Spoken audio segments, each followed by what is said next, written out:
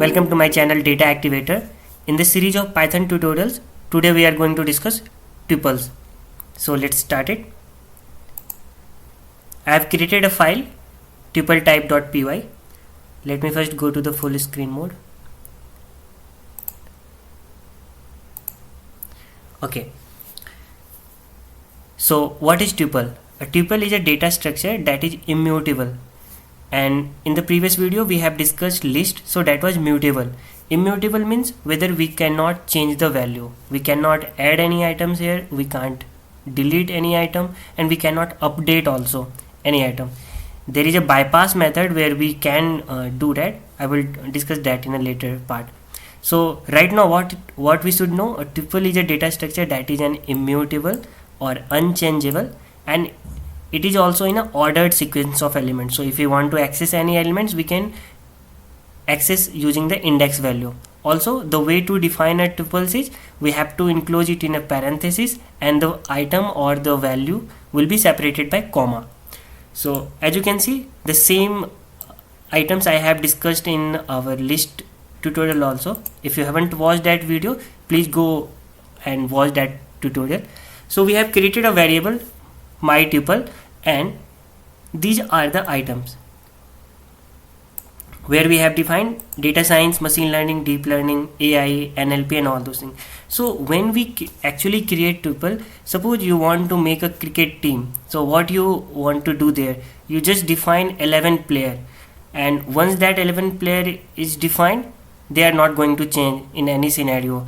There are some cases when they can change, but just in a perfect scenario, what should be there? If the 11 player has been decided, they are going to play. There will be no deletion, no updation in that 11 player. Similarly, when you want to do you want to define those variables which cannot be updated later part. So what you can do? You can define a tuple and put all those variables here. Suppose this items as a course syllabus. So this course syllabus is not going to be updated. So this is my tuple. I can't update it. So let's go ahead now discuss the different options which are going to study in today's topic. So how we can access the tuple item? As I have told you that tuple are ordered sequence of elements. So we can access the tuple item with the index value. Before that, let me just print out the length of this tuple. So print length of my tuple. As I run it, you will see our length of tuple is 11, and now out of this 11, any value we can pass as an index value to access. Now if I just pass my tuple and the index value as 5, CV is going to be printed because the element at index number 5th is CV, computer vision. And as you know, in list also we discussed that the indexing starts from 0 and from the left side, and if you in Python we can index it through negative also, that will be from the last element. So we can access the last element also using the -1. I run it and you can see we can access the last element, that is R. So this was about accessing tuples. Also we know that for accessing tuples we can also pass the ranges, that is called slicing. So if I want to print from index number 0 till index number 8, what we can pass? From 0 till 10 my tuple, and I will pass from 0 till index 8. If I run it, you will see that the index 8 will be not included, that is the last parameter is exclusive. So it will start from the index number 0, but index number 8 is not going to be included. Till index number 7 only will be printed there. As you can see, from data science to Java we got. Also the first parameter can be neglected if you want to access from the beginning.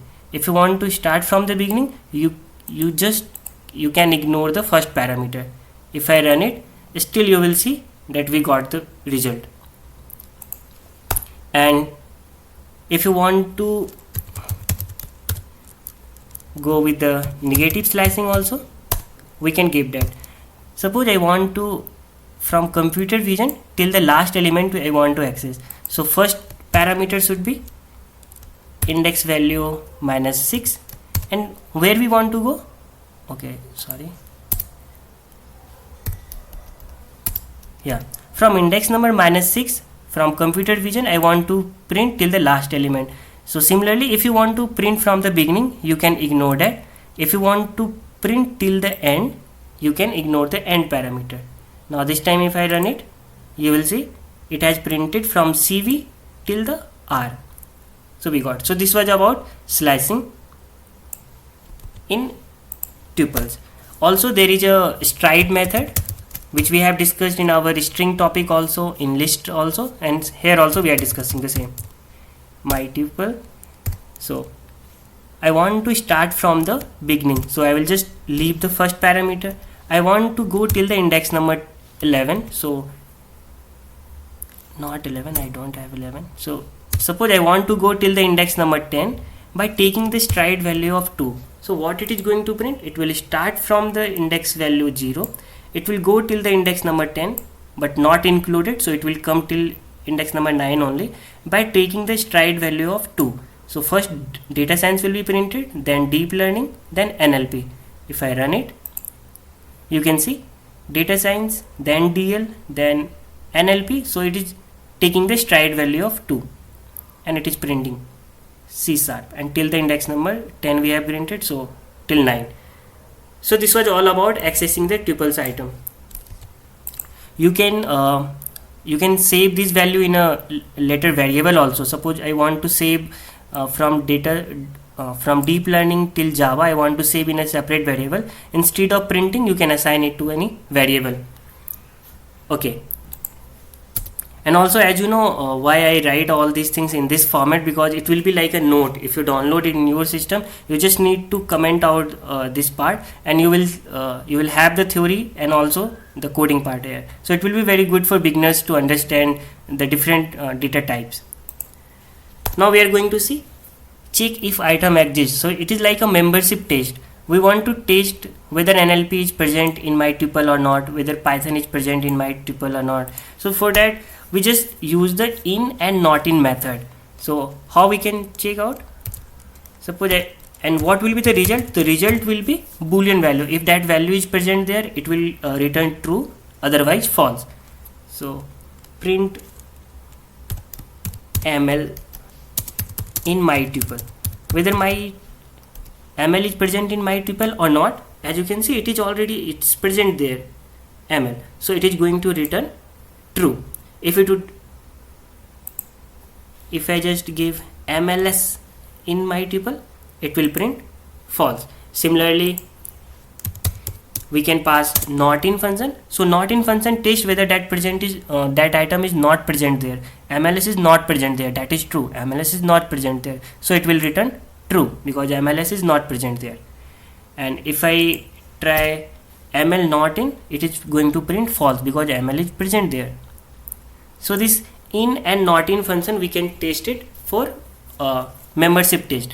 Also in programming, when you will need to do this, suppose I want to print my name data activator only if NLP is present there.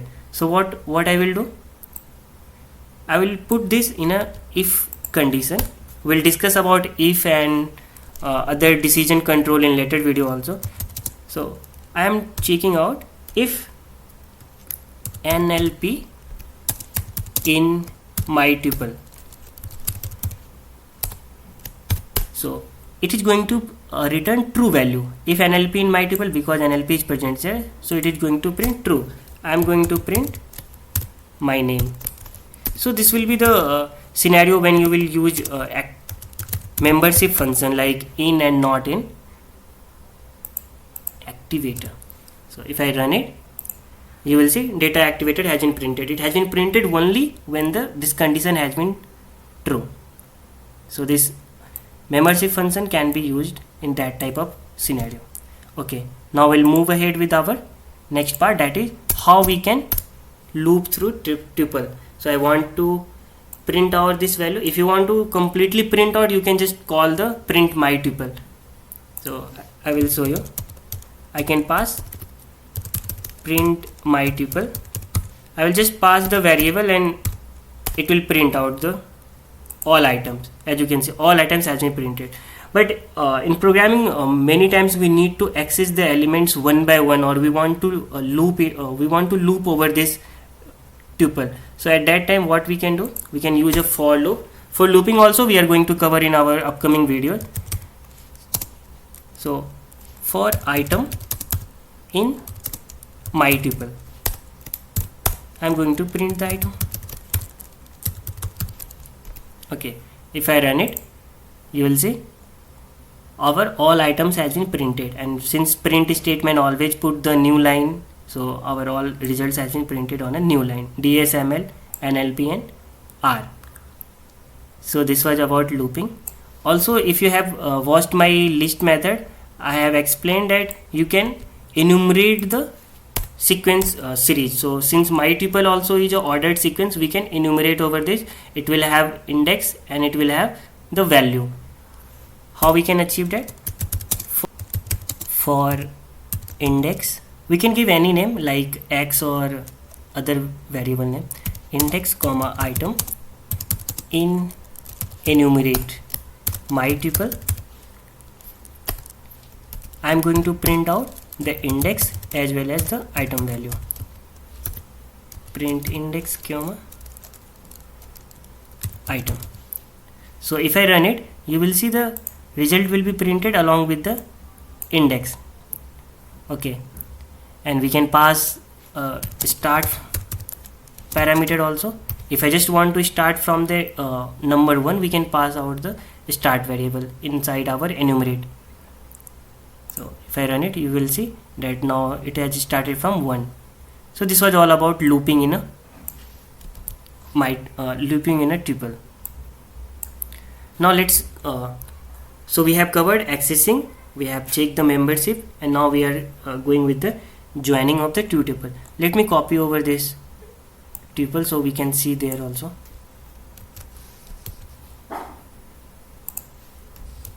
Okay, and let's suppose I am creating a new tuple t1 and I am passing some of the variable like value 1 2 3 4 5. So this is our tuple with integer value, and our first tuple will have string value. Now how can we join this two tuple? So in tuple we have only one method to do that, that is using the plus operator. So we'll create our new tuple and we'll just pass my tuple plus tuple 1. Now if I print it, you will see that the tuple 2 has been this tuple has been added at the last of the my tuple. You can see first this was the my tuple and then the tuple 1 has been added. So this way we can join the two tuple. Okay, since we have our this tuple which has integer value, we can try out some of the built-in methods which are for my tuple. So these are like min. So if I try to print out min of, so as the name suggests, min of tuple 1. So what it is going to give? It is going to print out 1 as the minimum value. You will see 1. Similarly, if I pass the my tuple which has string value, it is going to give the minimum value based on the alphabet order. So what should be the value should be? It should print AI. So let's check the min of my tuple and the result will be AI. Similarly, max is there, also sum is also there. If I try out max, you will see AI was the minimum and R was the max based on the alphabet order of this. And we can try out the sum on tuple 1. So if I try out sum of tuple 1, it is going to print out the total sum value of tuple 1, so that is 15. Also we have covered some of the built-in methods, like at the beginning only this length method, which gives the total length of any tuple. Now we'll go ahead with the tuple constructor. What tuple constructor is? Don't worry about the extra topic like the length of this video, because we are covering all the basic thing about MyTuple. So in one note only you will get all those things, from accessing till updating till looping, all those things. So we'll go ahead now with the tuple constructor. As you know, we have our list tuple. Similarly we have tuple constructor. So what tuple constructor is? Either you can define a tuple like this inside parenthesis, or you can call a tuple constructor to construct a tuple. Suppose I want to create a tuple with the name my team. So this my team, I want to place some of the cricketer I want to put in my team, like I don't want to change them. So I want Dhoni, Virat Kohli and Rohit Sharma in my team. I want to create a tuple for that. So I can just pass out their name like this, one by one, and also like this, which we have defined in the beginning. Another method to define the tuple will be use the constructor, tuple constructor. So you will call the tuple constructor, and inside it will pass our item value. So I want Dhoni, Virat Kohli and Rohit Sharma. So these three players I want in my team. Rohit. Okay. Now if I try to print my team, you will see our tuple has been created with the three items, Dhoni, Virat and Rohit, and I don't want to change that because we know tuple is immutable. We cannot change this. Okay, this was the one scenario. Also suppose there are some time when you will have list. Suppose this tuple, we have a list 1 where we have our items, something like 245, 678 and 90, and I want to convert this list value as a tuple. There also we can call the tuple constructor. So for converting any list or string type, we can call the tuple constructor. So I can create a variable. Okay, new tuple is already created, so let me new tuple 1 equals to, we'll call the tuple constructor and pass the list 1 as the argument. And now if I print new tuple 1, you will see this list will be converted as a tuple.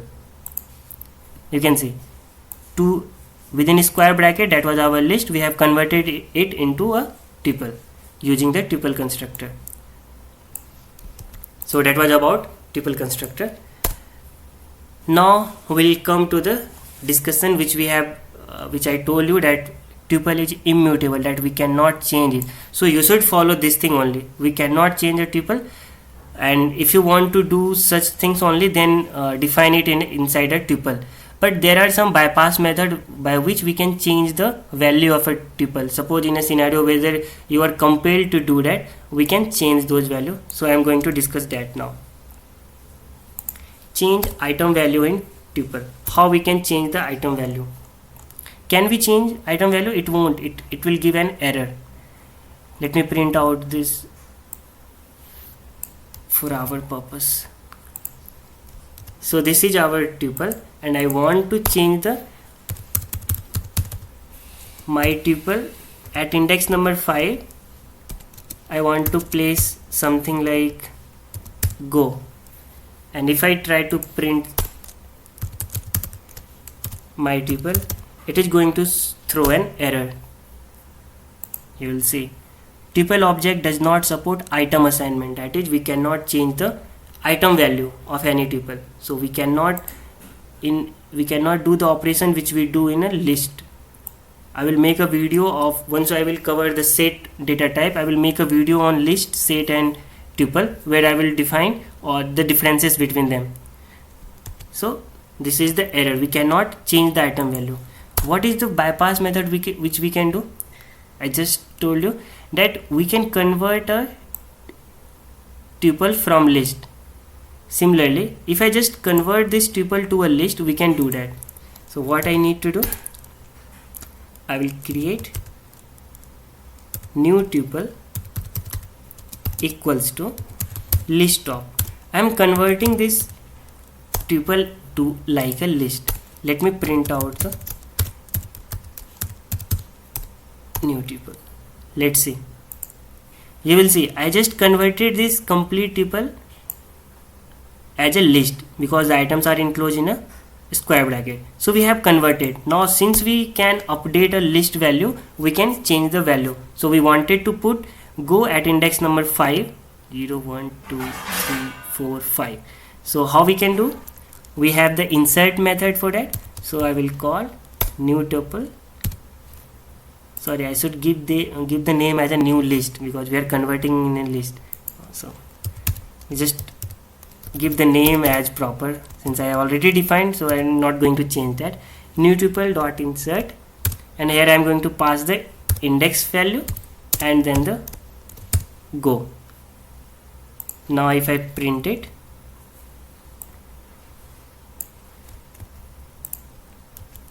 you will see that go has been updated. We have just inserted go. So we cannot change the item value in a tuple, but there is a bypass method that you convert that in a list and then you can do that. Similarly, can we add an item? We just have added this item go. Can we add an item in a tuple? No, we cannot do.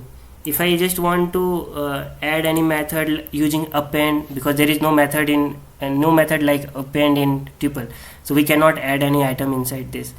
So what we can do, we can just convert the tuple as a list and then we can use the append method.